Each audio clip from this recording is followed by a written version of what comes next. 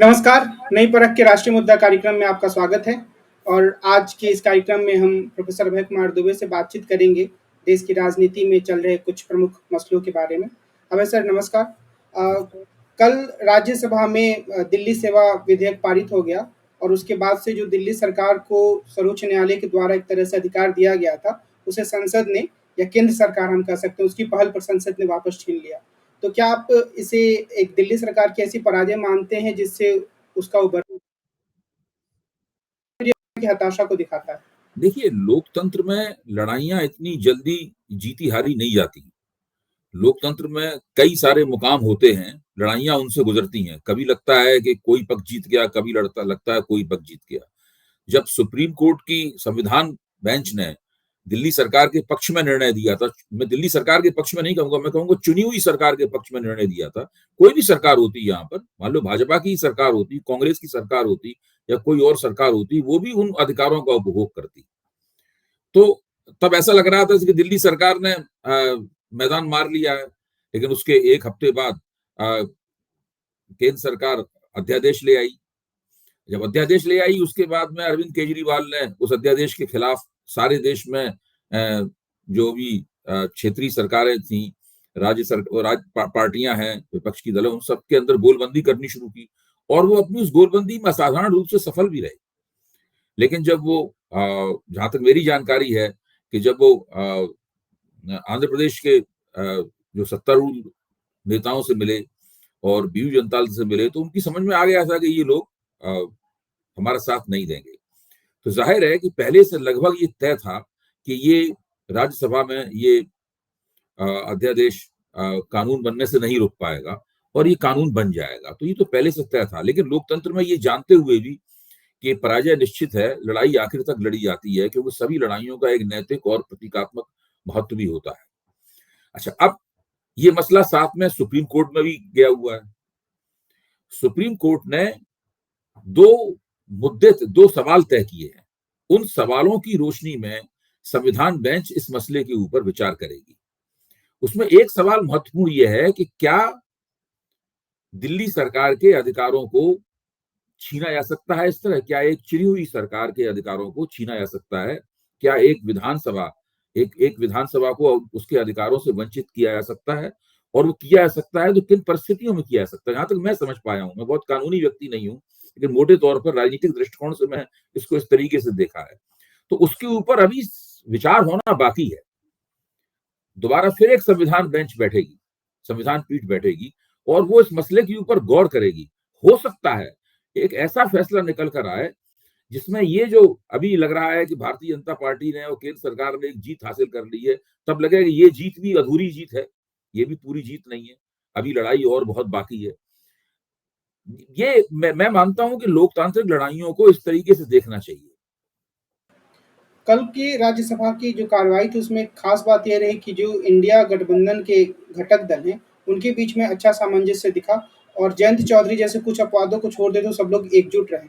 तो क्या ये इंडिया गठबंधन की एकता के बारे में अच्छा संकेत नहीं, है? जयंत चौधरी तो बहुत पहले से ही ढुलमुल हैं। देखिए, जब ओम प्रकाश राजभर को निमंत्रण मिला भाजपा से, और निमंत्रण देने वाले स्वयं नरेंद्र मोदी थे। ओम प्रकाश राजभर को जो फोन गया था वो किसी और नेता ने नहीं, स्वयं नरेंद्र मोदी ने फोन किया था।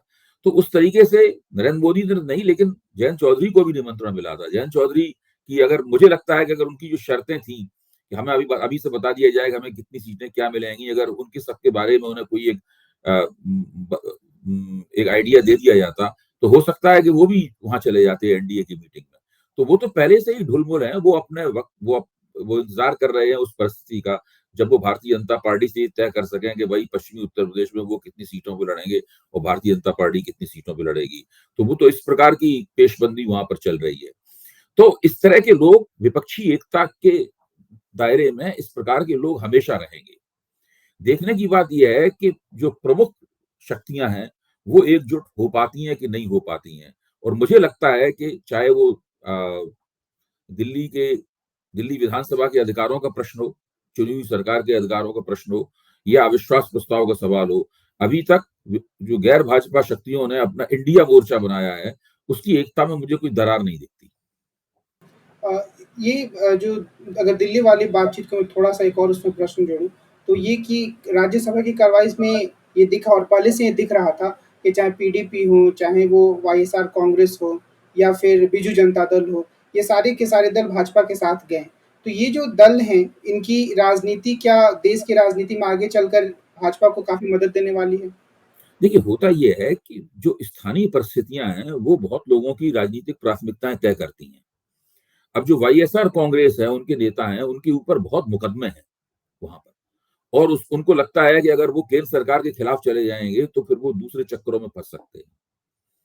अच्छा, बीजू जनता दल की प्राथमिकताएं भी अलग तरह की हैं। वो केंद्र सरकार के साथ में सीधा कोई मोर्चा नहीं लेना चाहते। हो सकता है कि भाजपा के खिलाफ भाजपा और उनके बीच में एक जबरदस्त चुनावी युद्ध हो, तो वो चुनावी युद्ध करने के लिए तैयार हैं। लेकिन जो दो चुनावों के बीच की राजनीति होती है, उसमें वो केंद्र सरकार के पक्ष में केंद्र सरकार के साथ रहना चाहते हैं। ये नवीन पटनायक की नीति है। और जब देखेंगे कि विपक्ष बहुत तेजी के साथ उभर रहा है, कांग्रेस ने सारे राज्य जीत लिए हैं और विपक्षी एकता बहुत जबरदस्त हो गई है, तो हो सकता है कि वो अपनी राय उस वक्त ही बदल दें। ऐसा नहीं है कि उन्होंने स्थायी रूप से रुक्का लिख दिया है, कोई बीजेपी के साथ ही रहेंगे। वो अपना फिर रुख बदल सकते हैं। तो जबकि देखिए, जो भारत राष्ट्र समिति है तेलंगाना की, उसने तो अध्यादेश के सवाल के ऊपर अरविंद केजरीवाल का साथ दिया है, जबकि वो इंडिया की सदस्य नहीं है। वो बंगलौर भी नहीं गई थी और ना वो पटना आई थी। तो दोनों तरह के लोग आपको मिलेंगे उसके अंदर। और अभी इस मसले पर आम आदमी पार्टी के सामने अदालत में लड़ाई लड़ने के अलावा और क्या विकल्प हो सकते हैं?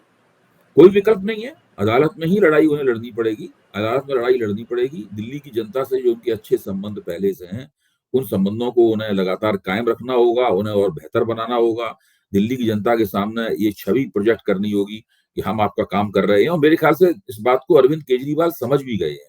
इसी तरह उनके जितने भी वक्तव्य आए हैं, वो लगातार इसी बात के ऊपर जोर दे रहे हैं कि हमारे पास अधिकार नहीं है, फिर भी हम आपकी सेवा कर रहे हैं। देखो, बिना अधिकारों की हमने आपकी ये सेवा की।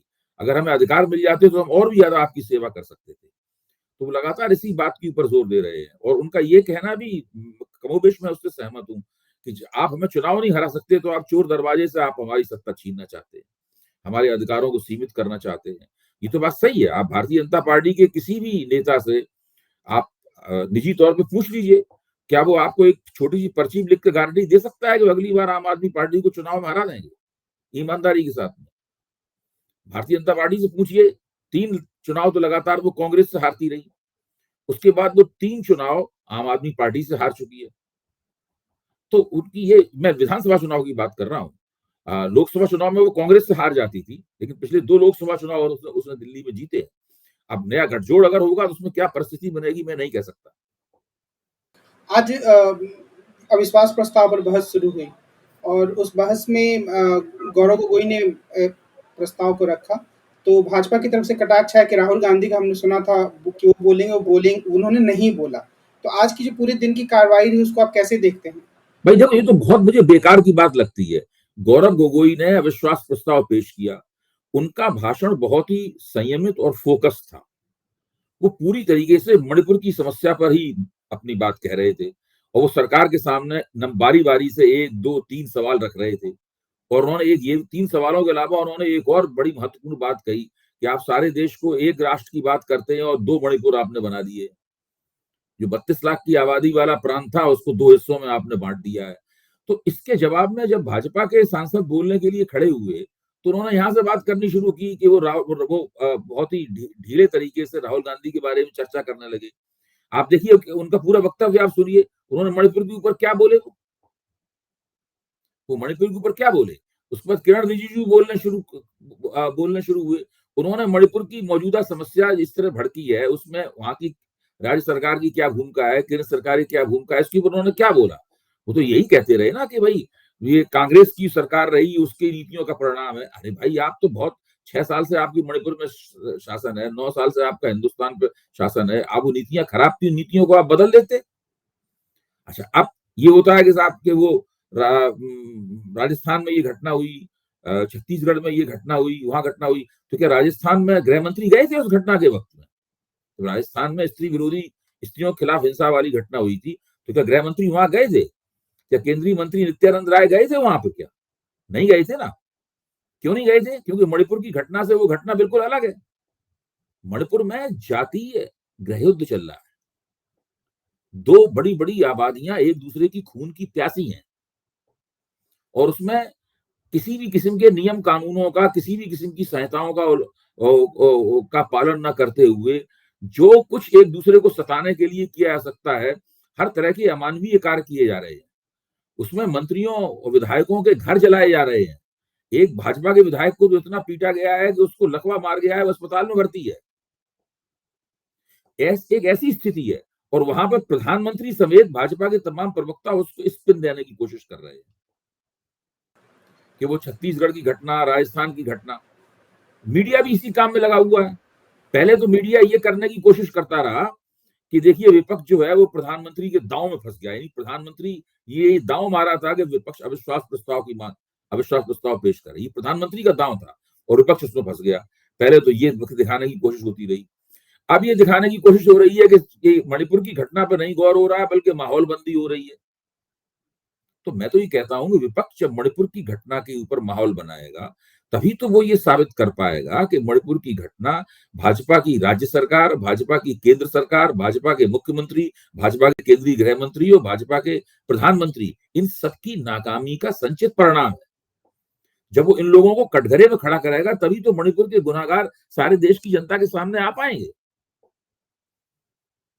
एक सांसद है बीजेपी के, जिनका भाषण मैंने सुना, गोड्डा के सांसद है निशिकांत दुबे, तो वो बार-बार विपक्षी दलों को, जो इंडिया के साथ जुड़े हुए हैं, उनको ये बताने की कोशिश कर रहे थे कि आपका हमने कुछ बुरा नहीं किया, कांग्रेस ने बुरा किया, तो हमें नहीं पता आप क्यों उनके साथ जुड़े हुए हैं। तो ये एक तरीके से पूरी तरीके से मुद्दों को बदलने की राजनीति मुझे नज़र नहीं, आती ये है। पूरा स्पिन डॉक्टरी है। देखिए, इसमें लगातार भाजपा ये दिखा रही है कि ये जो विपक्ष की एकता है, ये एक बहुत कमजोर एकता है और कभी भी ये टूट जाएगी। ये तो प्रधानमंत्री ने उनको ये रणनीति सिखाई है ना, भाजपा संसदीय दल की बैठक में। प्रधानमंत्री ने उनसे कहा है कि ये हमारे खिलाफ अविश्वास नहीं है, वो अपनी एकता के प्रति उनमें अविश्वास है, इसलिए वो ये पेश कर रहे हैं।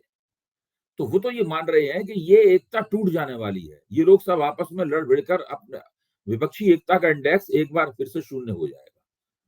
प्रधानमंत्री की अगर ऐसा होगा तो निश्चित रूप से प्रधानमंत्री अपने लक्ष्य में सफल होंगे और विपक्ष अपने लक्ष्य में विफल होगा। 2014 में भी विपक्षी एकता का कोई इंडेक्स नहीं था, 2019 में भी विपक्षी एकता का सूचकांक शून्य था। अब इस वक्त भाजपा को लग रहा है कि विपक्षी एकता का सूचकांक कुछ बन सकता है। अब जरूरी नहीं 100% हो, लेकिन 50% बन सकता है। देखिए, भाजपा बहुत कम वोटों से जीतकर पूर्ण बहुमत प्राप्त करने वाली पार्टी है दोनों बार। भाजपा के 45% राष्ट्रीय बहुमत जो भाजपा को मिला है, वो कोई 45% 46% वोटों पर नहीं मिला है। एक बार 31% पे मिला है, एक बार 37% पे मिला है। तो इसमें क्या है कि इसमें थोड़ी सी सीटों की कमी ही भाजपा को एक पार्टी के तौर पर बहुमत वाली पार्टी बनने से रोक देगी। तो वो लोग बिल्कुल किनारे पे बैठे हुए। आप ध्यान कीजिए कि जब 1970 में चुनाव हारने के बाद 1980 में इंदिरा गांधी की वापसी हुई थी, तो कांग्रेस ने अकेले दम पे 350 ज्यादा सीटें जीती थी। भाजपा तो अकेले दम पे आज तक कभी वहां पहुंच ही नहीं पाई जहां पे कांग्रेस अपने शिखर दिनों में थी। तो यहाँ तो हालत यह है कि भाजपा ने जो, अगर 5-7 प्रांतों का नाम गिनाऊं, अगर भाजपा वहां पे 5-5 सीटें भी अगर हार गई उन प्रांतों में, तो उसका 272 से कम हो जाएगी। वो केवल 5-5 6 सीटें ही हार जाए सब जगह, कोई बहुत बड़ी पराजय भी नहीं होगी उसकी। इसके बावजूद भी वो बहुमत वाली पार्टी नहीं रह जाएगी। और जैसे ही वो बहुमत वाली पार्टी नहीं रहेगी, वैसे ही उसके जो घटक दल हैं, उनकी जो सौदेबाजी की ताकत बढ़ जाएगी। और फिर वास्तविक एनडीए का उदय होगा, असली एनडीए का उदय होगा। और फिर उसको नरेंद्र मोदी को, या जो भी प्रधानमंत्री बनेगा उस वक्त, उसको उसे चलाना पड़ेगा। या हो सकता है नरेंद्र मोदी के भीतर से ये अटल बिहारी वाजपेयी का उदय हो जाए, वो बिल्कुल अटल जी की तरह आचरण करने लगे। कर सकते हैं, नेता लोग बड़े लचीले होते हैं। मैं ही मानता हूं अगर भाजपा को गठजोड़ सरकार चलानी पड़ी, तो नरेंद्र मोदी उसके सबसे बड़े दावेदार होंगे। वो हर एक से कहेंगे, अरे भाई बताइए आपको क्या चाहिए, हमसे बात कीजिए। अभी 2 दिन और इस पे बहस होना है और कई तरह के मुद्दे उभर कर सामने आएँगे, तो उस पर हम नज़दीक से निगाह रखेंगे कि क्या वास्तविक मुद्दे सामने आ रहे हैं, या जिसको आपने कहा कि स्पिन करना मुद्दों को, वही जी। हो रहा है।